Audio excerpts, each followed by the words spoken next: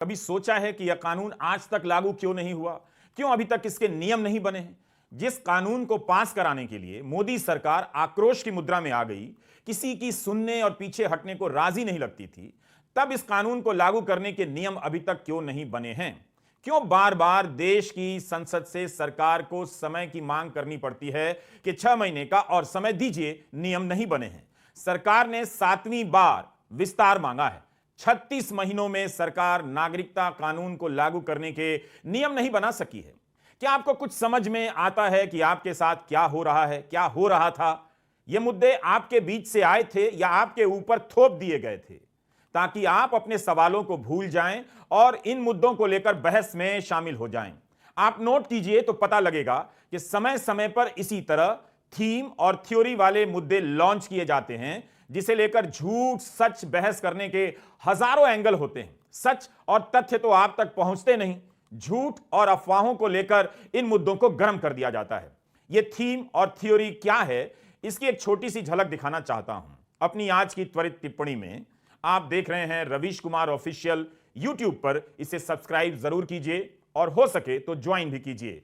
Facebook पर भी यह चैनल इसी तरह उपलब्ध है। 2019 का साल बेरोजगारी के मुद्दे से टकरा रहा था, मगर चुनाव से पहले बालाकोट हो जाता है और बेरोजगारी का मुद्दा हवा हो जाता है। एक तरफ नागरिकता रजिस्टर का मुद्दा देश भर में छाया हुआ था, तो दूसरी तरफ धारा 370 की समाप्ति और कश्मीर में लॉकडाउन का मुद्दा। इसी के साथ आता है नागरिकता कानून का मुद्दा।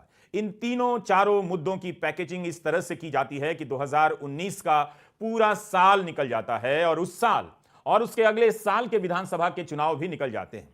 अगर आप इन तीनों की हालत का अध्ययन करेंगे, इनके आसपास दिए गए बयानों को देखेंगे, तो खेल समझ आएगा कि किस तरह ऊपर से मुद्दे थोपे गए और नीचे जनता को उलझा दिया गया कि वह आपस में भिड़ती रहे। 2019 के लोकसभा चुनाव के कुछ महीनों बाद अगस्त में कश्मीर में धारा 370 हटा दी जाती है और कश्मीर में लंबे समय के लिए लॉकडाउन कर दिया जाता है। ना नोटबंदी से आतंकवाद कम हुआ, ना कश्मीर में धारा 370 के हटाने से। अब तो कश्मीरी पंडितों को भी आतंकवादियों ने निशाना बनाना शुरू कर दिया है। और ना ही कश्मीर में अभी तक चुनाव हुए हैं। जून 2021 की खबरों को पलट कर देखिए, प्रधानमंत्री ने कश्मीर के नेताओं के साथ सर्वदलीय बैठक बुलाई थी। धारा 370 हटाने के बाद इस तरह की अब पहली बैठक थी। हेडलाइन बनी कि कश्मीर में जल्दी चुनाव हो सकते हैं, मगर 2022 भी बीत गया। पूछिए तो सही कि उस बैठक में किए गए वादों का क्या नतीजा निकला। इन तीनों मुद्दों की चर्चा पूरी तरह से बंद तो नहीं हुई है, मगर कोई सरकार से पलटकर सवाल ही नहीं करता है। बयान आते हैं और छपकर नेपथ्य में चले जाते हैं, बैकग्राउंड में। असम में नागरिकता रजिस्टर बनाने का काम चला और लाखों लोग भयंकर असुरक्षा की तरफ धकेल दिए गए। कुछ सदमे और दुर्घटना से भी मारे गए। दूसरे राज्यों के अल्पसंख्यक समुदायों में कागज बनवाने की होड़ मच गई। मौका देखकर नेता और डराने लग गए कि कागज तो दिखाना पड़ेगा। एक समुदाय को डरते देखकर एक बहुसंख्यक समुदाय के लोग सीना फुलाने लग गए। उन्हें लगा कि तुष्टीकरण की राजनीति अब खत्म हो रही है, कुछ नया होने वाला है। लेकिन कभी पूछिए तो सही कि किसकी तुष्टीकरण के लिए असम के चुनावों में नागरिकता कानून को छोड़ दिया गया? सुप्रीम कोर्ट के निर्देशन में हुए नागरिकता रजिस्टर के काम को स्वीकार नहीं किया गया? इतिहास का इंतजार मत कीजिए, आज ही अपनी आंखों के सामने बनते इस इतिहास को ठीक से देख लीजिए। भ्रम फैलाया गया कि असम में रहने वाला एक समुदाय घुसपैठिया है। नागरिकता रजिस्टर से करीब 19-20 लाख लोग ही अलग से निकले। इसमें बहुसंख्यक समुदाय के लोग भी आ गए। ऐसे भी सवाल उठे। कांग्रेस ने आरोप लगा दिया कि इसमें तो 12 लाख हिंदू हैं और बंगाली हिंदू हैं। इसके बाद से तो इस रजिस्टर का पता ही नहीं चला कि यह रजिस्टर गया कहां।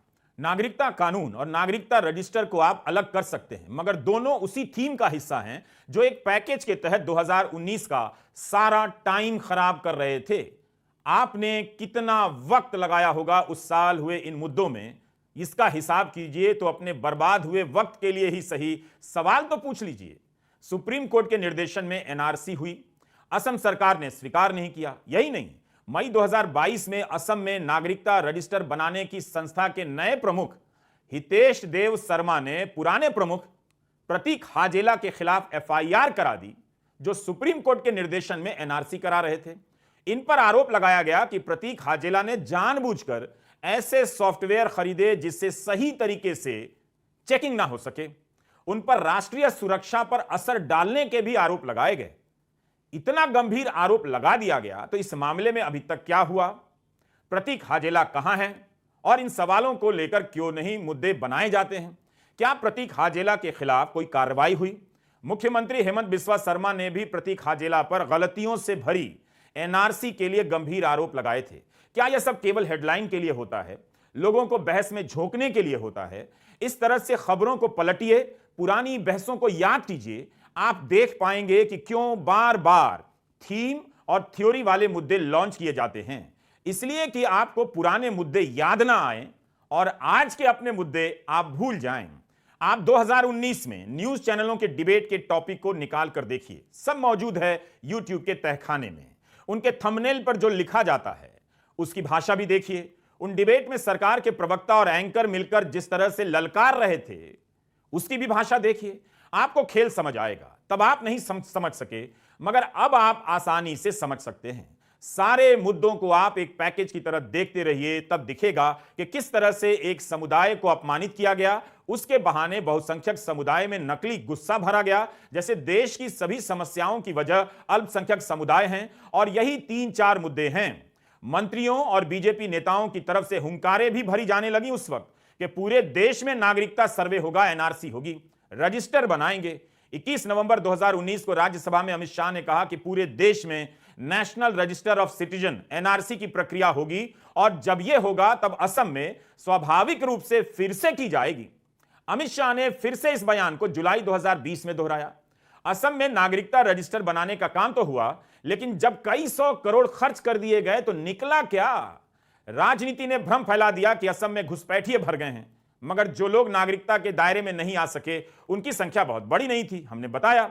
तो उसमें से भी सभी बांग्लादेशी भी नहीं थे। जब कुछ खास नहीं निकला तो इसे बीच राह में छोड़ दिया गया। 2021 में असम बंगाल विधानसभा चुनाव के समय बीजेपी ने कहा कि असम में फिर से एनआरसी होगी, जिसमें त्रुटियों में सुधार किया जाएगा। उसका क्या हुआ? जबकि 10 दिसंबर 2019 को अमित शाह का बयान है कि मानकर चलिए कि एनआरसी आने वाला है, तो कहां आया? क्या ये मुद्दे डराने के लिए थे, बहस को गरमाने के लिए थे, एक पक्ष को उकसाने के लिए थे, ताकि इनके नाम पर वो जोश में उबलता रहे और दूसरे समुदाय के प्रति नफरत को हवा देता रहे? जामिया की लाइब्रेरी में हमला हुआ, उधर जेएनयू के साबरमती हॉस्टल में आज तक पता नहीं चला कि साबरमती के हॉस्टल के भीतर घुसकर हमला करने वाले कौन थे। उस समय गृहमंत्री अमित शाह का क्रोनोलॉजी समझाने वाला बयान आया था, याद है? रजिस्टर बनेगा और फिर नागरिकता साबित करनी होगी, क्रोनोलॉजी समझिए। तो उन बयानों की ही क्रोनोलॉजी आपको बता रहा हूं कि क्रोनोलॉजी की राजनीति थी किसके लिए, किस लिए?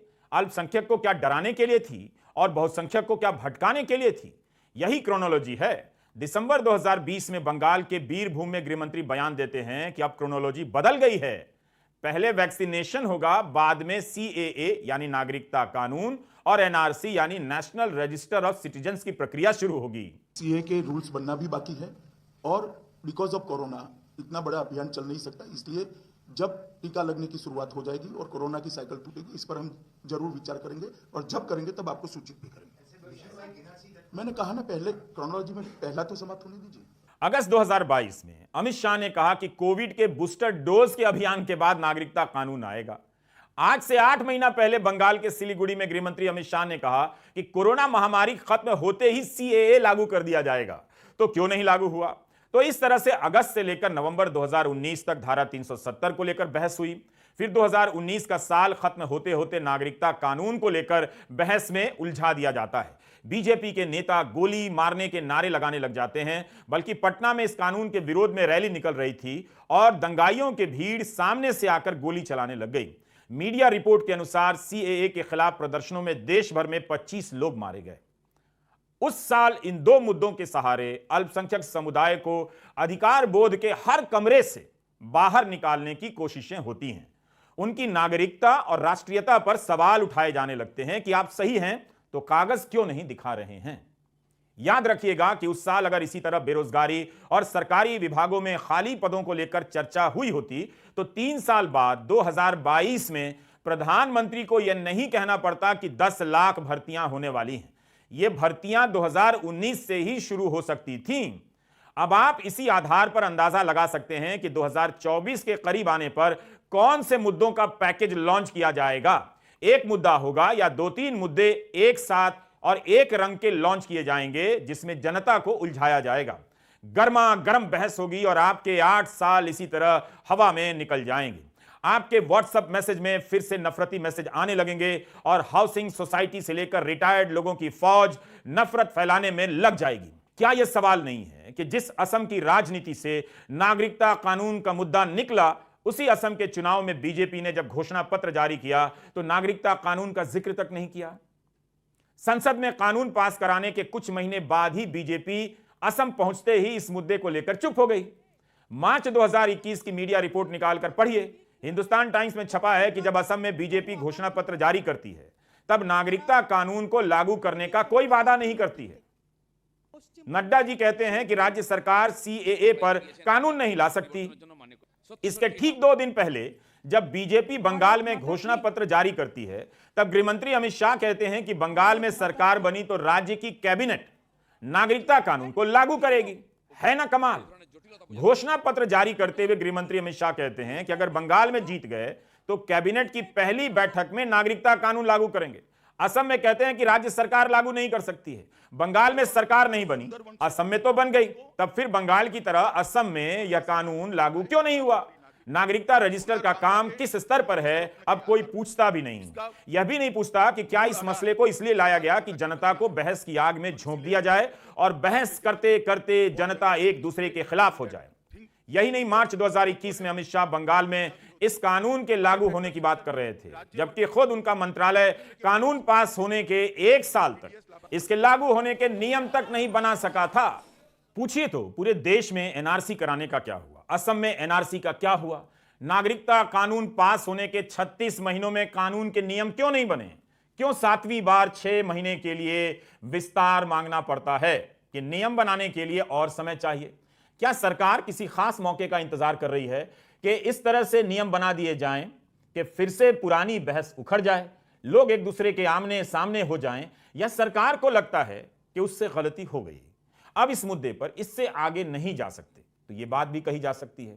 12 दिसंबर 2019 को राष्ट्रपति ने संसद के पास किए हुए विधेयक पर साइन कर दिया, यह कानून बन गया। लेकिन आज 2 साल से अधिक समय हो गए हैं, कानून लागू नहीं हुआ है। रविवार के हिंदू के पहले पन्ने पर यह खबर छपी है और इंडियन एक्सप्रेस के भीतर के पन्ने पर यह खबर छपी है कि केंद्र सरकार ने राज्यसभा और लोकसभा से नागरिकता कानून के नियम बनाने के लिए 6 महीने का और वक्त मांगा है। 30 जून तक का समय चाहिए।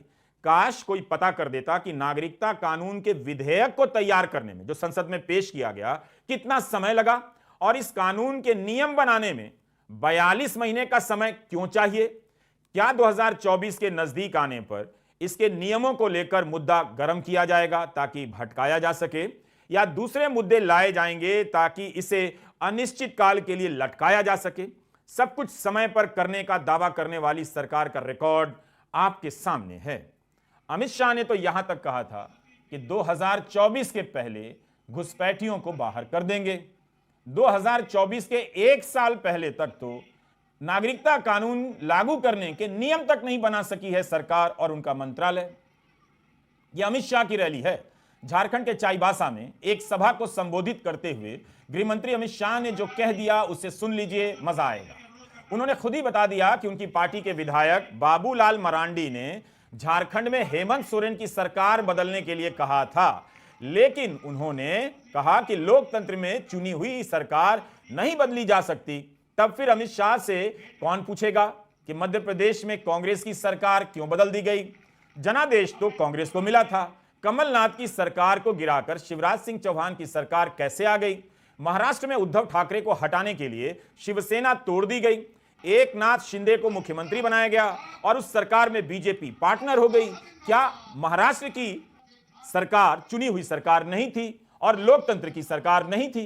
क्या वो लोकतंत्र नहीं था? कर्नाटक में किस तरह से सरकार बदल दी गई?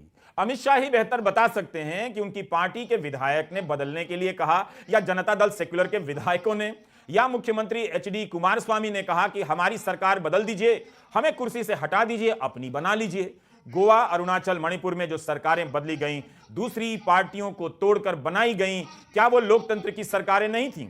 उत्तराखंड में हरीश रावत की सरकार गिराने की जो कोशिश हुई, राष्ट्रपति शासन लगाया गया अवैध तरीके से, क्या वो लोकतंत्र की सरकार नहीं थी? अमित शाह का यह बयान अजीब लगता है। एक तो खुद ही बता रहे हैं कि उनकी पार्टी के विधायक उनसे सरकार गिराने के लिए कहते हैं और ऊपर से दावा भी करते हैं कि लोकतंत्र में इस तरह से सरकार नहीं बदली जाती है। झारखंड सरकार ने केवल और केवल भ्रष्टाचार करने का काम किया। मुझे बाबूलाल जी ने कहा सरकार बदल दो। बाबूलाल जी लोकतंत्र है, सरकार मैं नहीं बदल सकता, मगर मैं इतना जरूर कहता हूं कि इस बार जो परिणाम आने वाले हैं, झारखंड की सरकार निश्चित रूप से परिवर्तन करने जा रही है। झारखंड की जनता परिवर्तन करेगी। राजनीति में लगता है कि अब अमित शाह कभी कभी आनंद के लिए भी बोलने लगे हैं। वैसे बड़े नेता अक्सर कुछ बातें मजे के लिए भी बोल जाते हैं। कहीं वे ये भी ना बोल जाएं कि मध्य प्रदेश में किसने कहा था कि कमलनाथ की सरकार बदल दो, लोकतंत्र की चिंता मत करो। कर्नाटक और महाराष्ट्र में किसने कहा कि सरकार बदल दो, लोकतंत्र की चिंता मत करो। यह भी बता दें कि किसने कहा था कि झारखंड में सरकार मत बदलो, कम से कम यहां लोकतंत्र की चिंता कर लीजिए। Do you get my point? बहरहाल कोई बाबूलाल मरांडी से भी पूछ सकता है कि सरकार बदलने के लिए आप अमित शाह के पास कब गए थे, क्यों गए थे? विपक्ष की हर सरकार इस डर में चलती है कि कब गिरा दी जाएगी, जांच एजेंसियां आ जाएंगी और गिराने की गति बढ़ जाएगी। यह भी संबंध जोड़े जाते हैं, आरोप लगाए जाते हैं, चर्चाएं चलती रहती हैं और कोशिशों की खबरें भी आती हैं। उससे उन सरकारों का कितना वक्त बर्बाद होता है, इसकी कल्पना कीजिए। क्या इससे जनता का नुकसान नहीं होता है? राजस्थान में यह कितने दिनों तक ड्रामा चला। कई राज्यों के मुख्यमंत्रियों के बयान हैं कि उनकी सरकार गिराने की कोशिश हो रही है। अमित शाह ही बता सकते हैं कि कहां कहां उन्होंने लोकतंत्र के कारण सरकार नहीं बदली और कहां कहां बदल दी। सरकार से सवाल पूछना बंद सा हो गया है। जो सरकार मजबूत होने का दावा करती है, उसी के सामने सारे सवाल कमजोर कर दिए जाते हैं।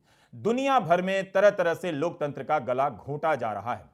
ईरान में हिजाब के खिलाफ प्रदर्शन करने के आरोप में 4 लोगों को फांसी दी जा चुकी है। 7 जनवरी को 2 पुरुषों को भी फांसी दी गई। इसी केस में 3 और लोगों को सजाए मौत मिली हुई है। मीडिया रिपोर्ट के अनुसार अभी 26 लोगों को फांसी की सजा मिलने का खतरा है। कहा जा रहा है कि ट्रायल भी सही से नहीं हो रहा, फांसी से पहले परिवार वालों से मिलने भी नहीं दिया जा रहा है।